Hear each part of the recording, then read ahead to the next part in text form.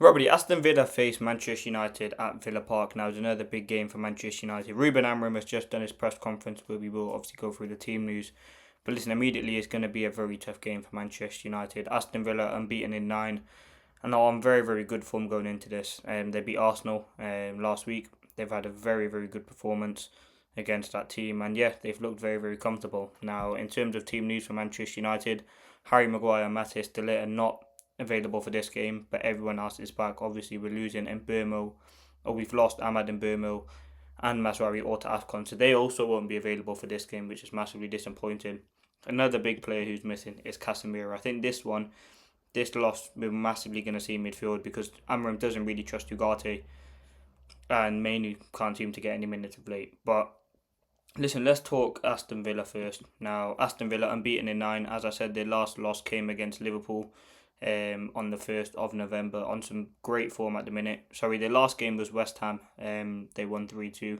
They beat Arsenal before that. So listen, they're on great form. We know the players that they have. Unai Emery's a very good manager.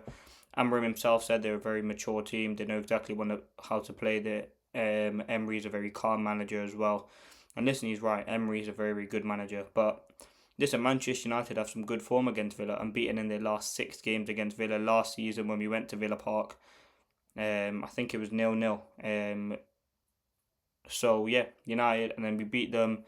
Obviously 2-0 in one of the final games of the season away at home at Old Trafford. So listen, Villa, yes, they have great form and we know how they're going to play tactically, but again, the main concern is the midfield for me. They're going to be running at that midfield. Now, they're a team that scores a lot of goals. They're third in the league. They've beaten City this season. They've beaten Arsenal. They're a very, very good team and they know exactly what they're doing. Now, let's look at Manchester United's last few results. Obviously, 4-4 against Bournemouth. We beat Wolves, drew to West Ham, beat Palace, lost to Everton. So, an inconsistent sort of form going into the game tonight. But as I said, results wise, against Villa, we've been very, very good. Now, going into this game, again, we are missing 3 big players to AFCON, Ahmad and Burmo and Masraoui. They are massively going to affect the right-hand side for Manchester United.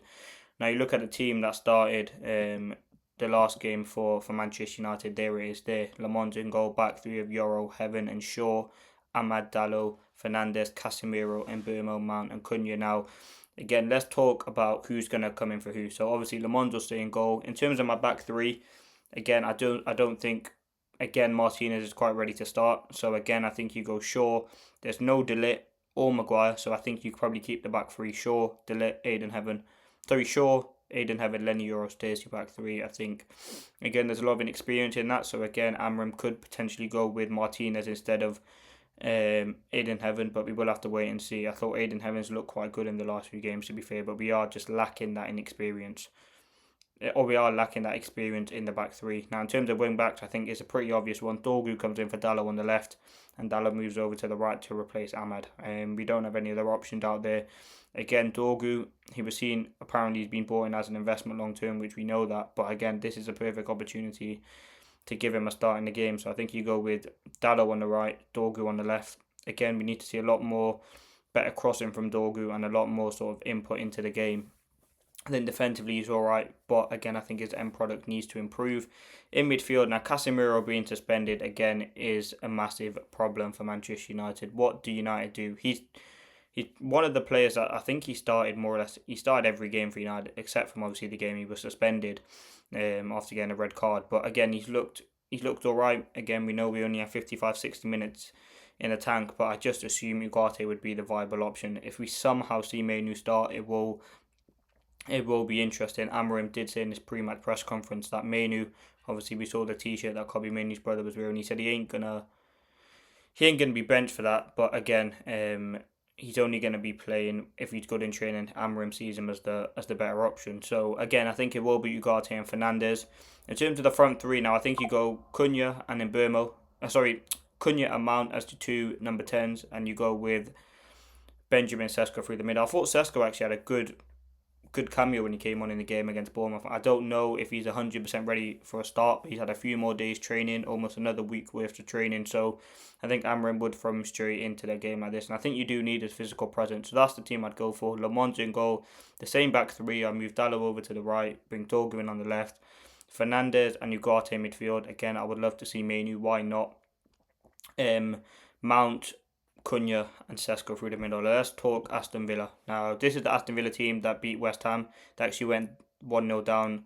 And they're a team who score goals. They scored the same amount of goals as United, an average of 1.6 per game, but they concede 1.1. So they do concede around 1 goal per game. United, I think, is at 1.5 or 1.6. So, or maybe, no, Manchester United goal conceded is, 1.6 goals scored. 1.9 goals scored per game, 1.6 goals conceded. So United do concede goals, and I think it's going to be a game with goals. Now that's the Villa team there. Obviously Martinez was missing for them in goal.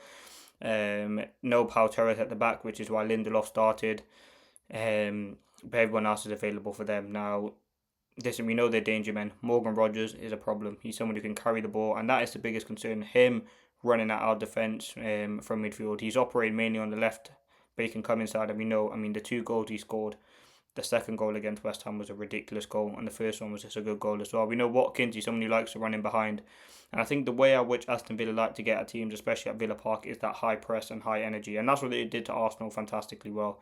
They were pressing them, they didn't give Hincapié and I think it was Timber any chance on the ball, and they were straight at him, running at him, power, energy, tempo, and didn't give him a time on the ball, and I think that's what they're going to do to Manchester United, really.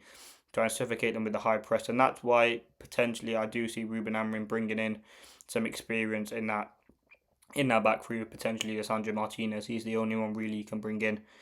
Now, in terms of the midfield, again, I think Mainoo would be perfect in this game in terms of control, but again, just for that defensive ability, I think you probably will see Ugarte come in. Now, in terms of this game, I expect it to be goals. I expect it to be a lively game. Villa unbeaten in 9. United, last 9 results have been a bit, I think it's 1 defeat in 9, but there's quite a few draws in there as well. What do I think will happen in the game? I think it's going to be 2-1 United. I think, listen, this is a game where United are probably going to be written off. We're missing 3 of our best players. Casemiro's out. But again, I expect United to go to win the game. It's going to be a difficult game, probably more difficult than Bournemouth. Villa are flying at the minute, and they're a team who again are sort of one of the best in the Premier League in terms of recent form. And again, we know the players that they have. Matty Cash is a real threat. They're a threat from set pieces. Energy. Villa Park's going to be buzzing. It's another big game for them. And they're looking very, very good at the minute. I think they're only 3 or 4 points off the top. And again, they've had some very, very good results this season. Now, in terms of United, it's a big game. Again, we know we're missing Casemiro. We know we're missing the players that we have due to AFCON. But I expect Ruben Amorim to go into the game to come out with the win and come out with the 3 points. Yes, Aston Villa, defensive steps very, very good. They like to play out from the back, depending on who's in goal. Martinez is someone who likes to take a lot of time on the ball and play through the lines. But again, with that, it comes more risk. Again, I remember watching them against Liverpool. They tried to play out so much from the back, and ultimately it cost them a goal. A few times it worked, but again, if you go to them with that high press, I think you can really get at this Villa side. Now, again, I think it's going to be the defence is the concern for me, the amount of goals we are conceding and the inexperience in that back 3. But again, we'll have to wait and see what Ruben Amorim goes with. But again, I think it's going to be a tricky game. Villa is always a tough game for Manchester United, considering we do have good form against them. But yeah, I'm excited for the game. I think it's going to be an interesting sort of tactical game from Ruben Amorim and Unai Emery, who again is a very, very good manager, and he knows how to adapt and he knows how to get the best out of their players. So I'm hoping United can get the win. It's going to be difficult missing Ahmad and Burmo because they have been our best attackers going forward, and they've offered a lot down that side. But again, that gives the opportunity to the likes of Dalot to step up. Dorg, who's going to get probably an opportunity now. So we will have to wait and see. But I'm going to go for a Manchester United 2-1 win. Surely Mainoo gets a start.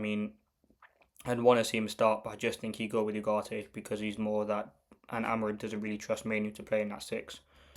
But let's see.